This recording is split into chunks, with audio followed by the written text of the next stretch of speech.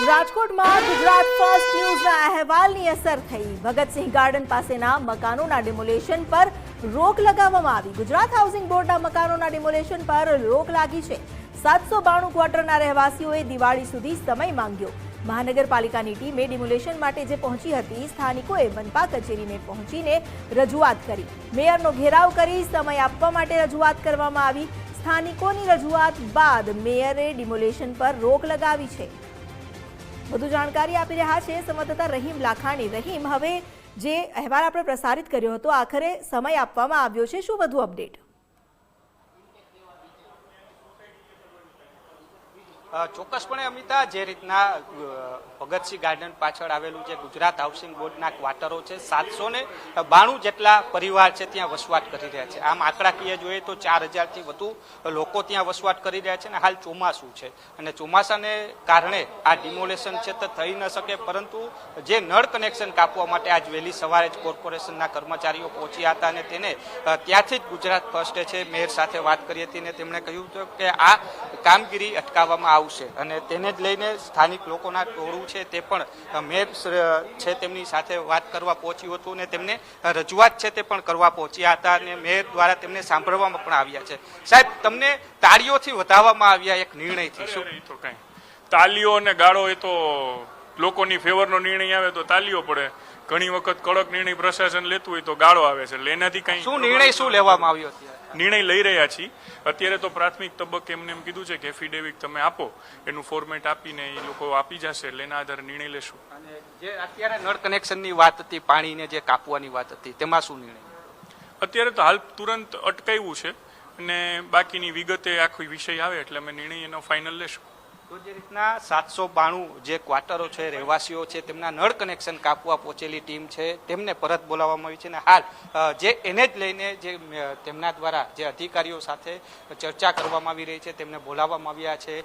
બંધ બારણે આ સમગ્ર મામલે ચર્ચા થઈ રહી છે. અધિકારીઓ સાથે સમગ્ર મામલે બેઠક થઈ રહી છે. એક તરફ તેમની પાસે એફિડેવિટ પણ માંગવામાં આવ્યું છે, કારણ કે છેલ્લા ઘણા સમયથી આ ક્વાર્ટરો છે તે જર્જરિત હતા. અમુક લોકોએ રિનોવેશન કરાવી લીધું છે, અમુક લોકોએ રિનોવેશન નથી કર્યું. તેના જ કારણે તમામ લોકોને નોટિસ છે તે મળતી હતી, પરંતુ આજે જે રીતના નળ કનેક્શન કાપવા પહોંચ્યા હતા અને ગુજરાત ફર્સ્ટ દ્વારા જે અહેવાલ પ્રસારિત કરવામાં આવ્યો છે તો કોર્પોરેશનની ટીમને ત્યાંથી હાલ પરત બોલાવવામાં આવ્યું છે. નળ કનેક્શન ન કાપવાની સૂચના છે તે આપવામાં આવી છે. તો બીજી બાજુ જે 792 પરિવારો છે તેમના દ્વારા એફિડેવિટ પણ આપવામાં આવે છે કે દિવાળી સુધીની અંદર તે રિનોવેશન પૂર્ણ કરી નાખશે અને ત્યારબાદ કોર્પોરેશનની ટીમ દ્વારા આ જે ક્વાર્ટરો છે તેની ચકાસણી છે તે હાથ ધરવામાં આવશે. એટલે કહી શકાય કે હાલ જે નળ કનેક્શન જે કાપવા પહોંચેલી ટીમ છે તેને પરત બોલાવવામાં આવી છે અને ગુજરાત ફર્સ્ટના અહેવાલની અસર છે તે જોવા મળી છે.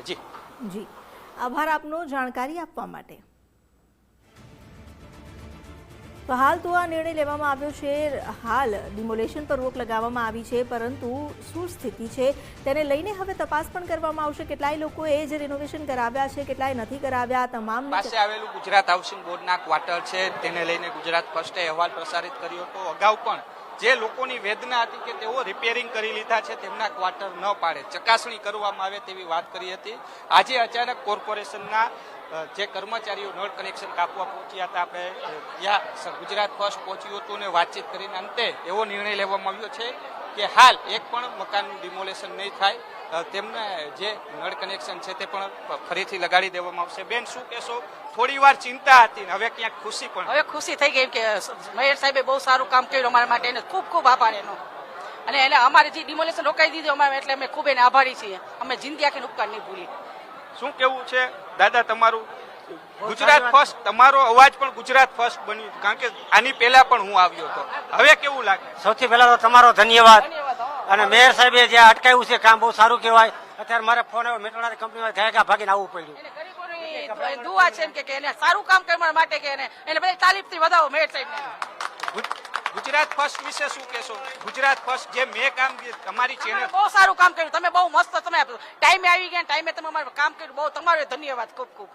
કેવું લાગે? હવે કઈ ચહેરા ઉપર ખુશી? હા, જો ખુશી થોડીક મળી અમને થોડીક રાહત થઈ, કારણ કે અમે આટલા પરિવાર અમે જઈએ ક્યાં ભાઈ, 3,500-4,000 માણસ રહીએ, બધા બિચારા શું કરે, બધા ટકનું લઈને ટકનું ખાય છે, તો એ શું કરે ભાઈ. એટલા માટે ભાઈ થોડીક ખુશી થઈ અમને. થેન્ક યુ બેન. કઈક આંખમાં કઈક જર્જરી આવી ગયા, આંસુ આવી ગયા, આજે ઘર પાછું મળી રહ્યું, ખુશીના ખુશીના આંસુ છે, ક્યાંક મકાન હવે પડવા જે આ મકાન બધા પડતા હતા ને તો અમને બીક હતી અને નળ અને લાઇટ નું કનેક્શન અમારું કાપવા આવ્યા હતા એટલે અમે લોકો બધા બી ગયા હતા. પણ જયારે મેયર સાહેબે સારું એક સમાચાર આપ્યા તો અમારામાં જાનમાં જાય. આ એક ખુશીના અને દુઃખના બે આંસુ છે કે અમારું ઘર આ લોકો જે બધા અમે રહીએ છીએ પરિવારની જેમ અને આટલા વર્ષોથી હવે અમે લોકો આ ચોમાસું માથે આવ્યું ને જાય ક્યાં એમ. ગુજરાત ફર્સ્ટ વિશે શું કહેશો? આની પહેલા પણ તમારો અવાજ બન્યો હતો, આજે પણ પાછો ત્યારે જ ફોન આવ્યો. જો બધા મીડિયા વાળાએ અમને લોકોને સાહ સહકાર બહુ જ આપ્યો છે કે ગમે ત્યારે અમે એક ફોન કરીએ છીએ ને તો બધા આવી જાય છે ને અમારો અવાજ સરકાર સુધી પહોંચાડે છે એમ. હવે કેવું લાગે છે? પહેલા થોડી વાર 15 મિનિટ પહેલા સારું લાગે છે. એ ખુશીના આંસુ છે, કારણ કે જે રીતના વાત કરીએ જે શું કહેશો મિત્ર? ગુજરાત ફર્સ્ટ તમારો અવાજ બન્યું, શું કહો? સૌથી પહેલા તો હું મીડિયાનો આભાર માનીશ અને દર ચોમાસાની સિઝનમાં આ પ્રોસેસ જે છે સેમ જ રહેતી હોય છે કે નોટિસ મારી જાય આવી અને આવી રીતે પાડવાના નાટક કરે બધાય, બરાબર છે.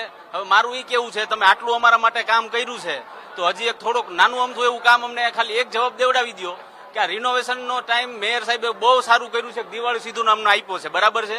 હવે રિનોવેશન દિવાળી સુધી કરી નાખશે પછી અમને એવી ગેરંટી કોણ આપશે કે રિનોવેશન કર્યા પછી આવતા વર્ષે પાછું નહીં આવે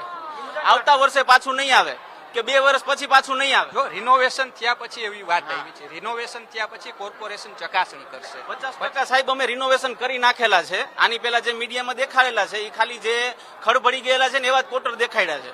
પણ આજે મેં રિનોવેશન વાળા દેખાડ્યા. મિત્ર તમે નતા, તમે હજી આવો છો એટલે એમને ખ્યાલ નથી. એટલે જે રીતના વાત કરીએ છીએ કે રિનોવેશન થયેલા ક્વાર્ટર છે તેમને પણ અત્યારે ચકાસણી કરશે. અત્યારે ડિમોલેશન અટકાવ્યું છે એટલે ગુજરાત ફર્સ્ટના અહેવાલની અસર પડી છે અને જે લોકો છે તેમની આંખોમાં આંસુ પણ ખુશીના આંસુ છે તે આજે જોવા મળ્યા છે. કેમેરા પર્સન અભય ત્રિવેદી સાથે રહીમ લાખાણી, ગુજરાત ફર્સ્ટ, રાજકોટ.